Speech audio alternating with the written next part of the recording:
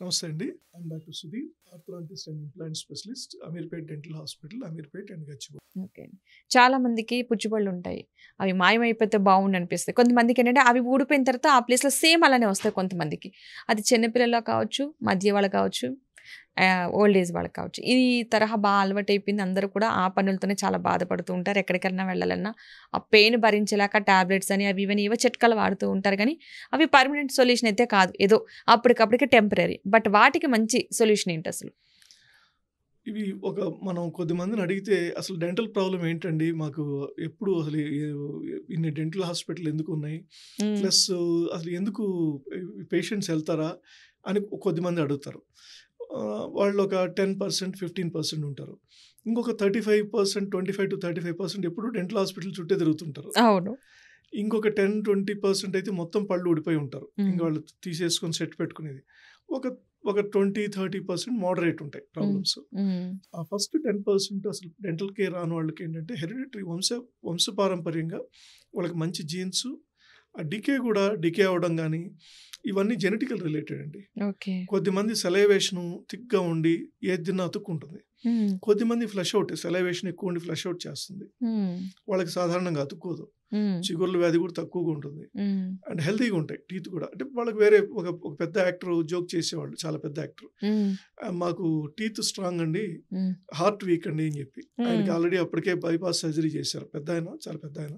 Okay. So, ఆయన పైన ఆయన జోక్ ఏసుకునేవాళ్ళు. హ్మ్. నిజంగా చూసినప్పుడు నేను చూసినప్పుడు 89 ఇయర్స్ ఆయనకి. హ్మ్. 9 ఇయర్స్ అప్పుడు కూడా అన్నీ ఒరిజినల్ టీతే. సో, కొద్దిమందికి మా అంటే ఒక్కొక్కరికి కొద్దిమందికి ఐ ప్రాబ్లమ్ వస్తుంది. కొద్దిమందికి డెంటల్ వస్తుంది. కొద్దిమందికి షుగర్ వస్తుంది. అలా కొంత పర్సెంట్‌కి ఒక 25-30% పాపులేషన్‌కి డెంటల్ ప్రాబ్లమ్స్ సివియర్‌గా ఉంటాయి. హ్మ్. సో, వాళ్ళకి ఎందుకు పుచ్చిపోతాయి అంటే కొద్దిమందికి ఎనావిల్ రావడం తక్కువ వస్తుంది. హ్మ్. కొద్దిమందికి సెలైవేషన్ ఉమ్ము తక్కువగా ఉంటుంది. ఓకే. కొద్దిమందికి ఆ పిట్ అండ్ ఫిషర్ సీలెంట్స్ ఆ గ్రూవ్స్ ఉంటాయి పంటి లోపల హ్మ్. రేఖలు. హ్మ్. మన చేతిలో ఉన్నట్టే. హ్మ్. సాధారణంగా ఇప్పుడు మనం ఫోన్ గానీ ఏదైనా సాఫ్ట్ ఫినిష్ ఉంటే చేతి నుంచి స్లిప్ అయిపోద్ది. అవును. మ్యాట్ ఫినిష్ ఉన్నప్పుడు అది ఈజీగా జారదు. జారదు. అలాగే పన్ను స్మూత్‌గా ఉంటే దానికేం అతుక్కోదు. హ్మ్. ఆ రేఖలు లైన్స్ ఉన్నప్పుడు అవి ఆ స్వీట్ అతుక్కుంటుంది. ఓకే. అతుక్కొని ఆ లేయర్‌లో బాక్టీరియా ఫార్మ్ చేస్తుంది. లాక్టోబాసిల్లై అని బాక్టీరియా ఫార్మ్ చేస్తుంది. అదొక యాసిడ్‌ని ప్రొడ్యూస్ చేస్తది హ్మ్. ఈవెన్చువల్లీ. హ్మ్. లాక్టిక్ యాసిడ్ అంటాం.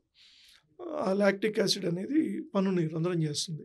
ఇదంతా మనకి ఎలా అంటే మనం ఒక డాట్ పెట్టినప్పుడు ఆ డాట్‌లో 1/100000 పార్ట్‌లో ఉంటుంది. జరుగుతుందిది. ఓకే. ఇది చాలా చిన్నది. హ్మ్. ఇది స్ప్రెడ్ అయ్యేదానికి కొన్ని సంవత్సరాలు అవుతుంది. హ్మ్. మేబీ పిల్లల్లో అయితే 1 ఇయరో, 2 ఇయర్సో, 3 ఇయర్స్ అవుతుంది.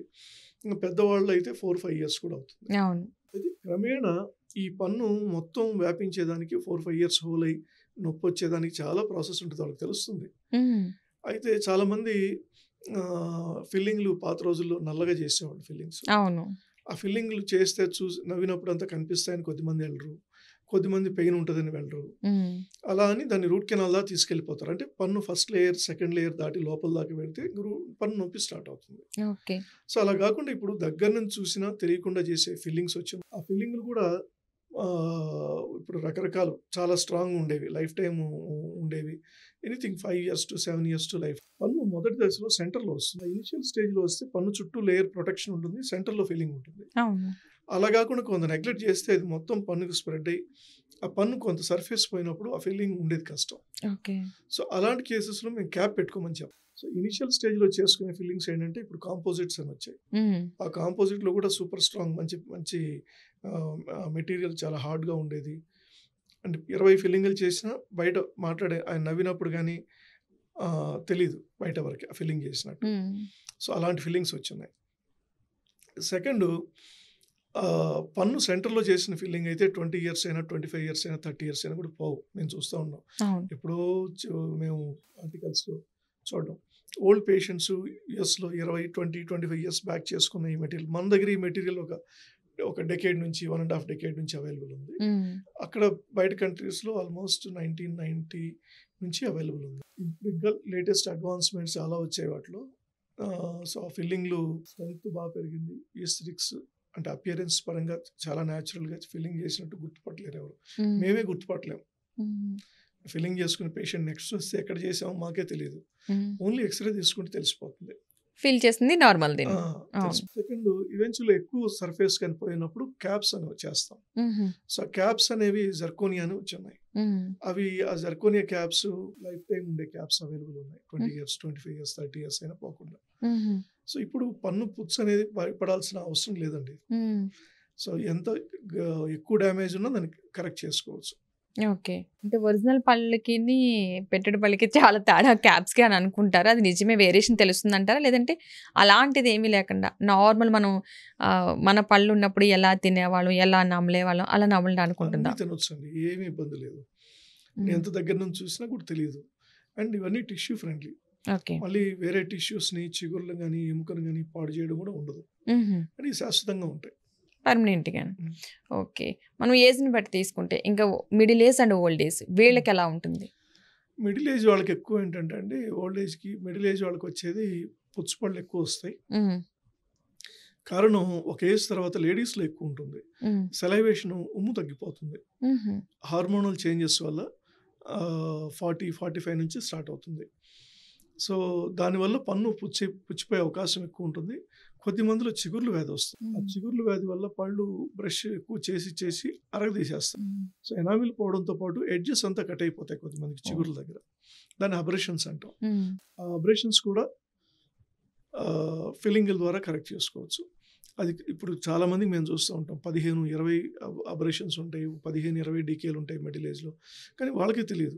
మాకేం ప్రాబ్లమ్ లేదండి అంటారు. హ్మ్. అంటే వాళ్ళ దృష్టిలో ఏంటంటే వాళ్ళకి వాళ్ళ వరకు వాళ్ళు కరెక్టే. ఎందుకంటే వాళ్ళకి నొప్పి అనేది మాత్రమే వాళ్ళకి ప్రాబ్లమ్. కానీ అర్థం చేసుకోవాల్సింది ఏంటంటే నొప్పి అనేది ఫైనల్. ఇంక అది వచ్చిన తర్వాత రూట్ కెనాల్ చేయడం లేదా పన్ను తీసేసుకునే స్టేజ్‌కి వెళ్ళిపోతుంది. ఇవన్నీ ఇనిషియల్ స్టేజ్‌లో కరెక్ట్ చేసుకునేవి. సో, ఇప్పుడు మనం తుఫాన్ వస్తుందని పాత రోజుల్లో తుఫాన్ వచ్చేసి మొత్తం కొట్టుకెళ్ళిపోయిన తర్వాత తెలిసి అలా కాకుండా ఇప్పుడు 3, 4 డేస్, 1 వీక్ నుంచే ప్రిపేర్ చేస్తున్నారు. అవును. సో దట్ ఎఫెక్ట్ మనకి తక్కువ ఉంటది.